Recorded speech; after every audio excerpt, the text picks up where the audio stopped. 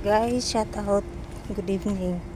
Lalabas ako guys. Magbibigay ako ng isda sa aming kaibigan dito sa kapitbahay. Bibigyan ko siya fresh na isda. Ayan o.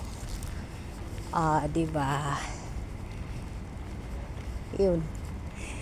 Nandito na ako. Sa ano lang siya. Number 3 yung bahay. Ako 11. Kasi 3, tapos 5, tapos 7. Ano ba yung sa akin? 11 ako eh.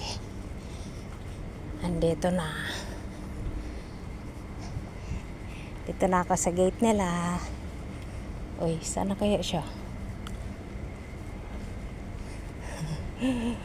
Sana lumabas na. Ayun.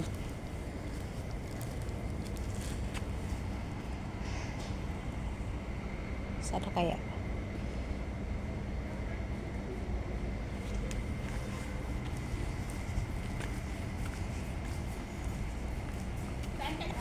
Okay.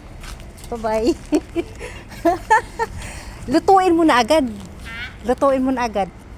Oo. Oh, sige. Oo. Bye-bye.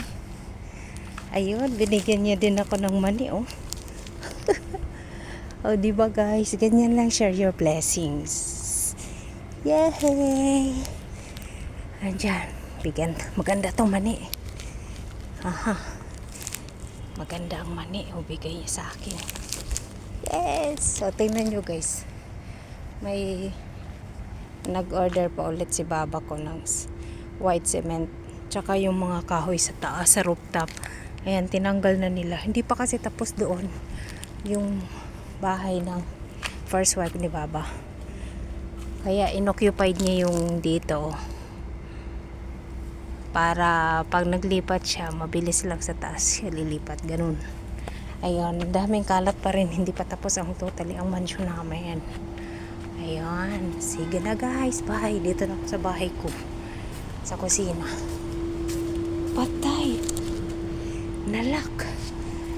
Dito ako dadaan sa main door. Loko, nalak ang aking pento. Dami sasakyan. Yung kung ano mga mayroon. Yan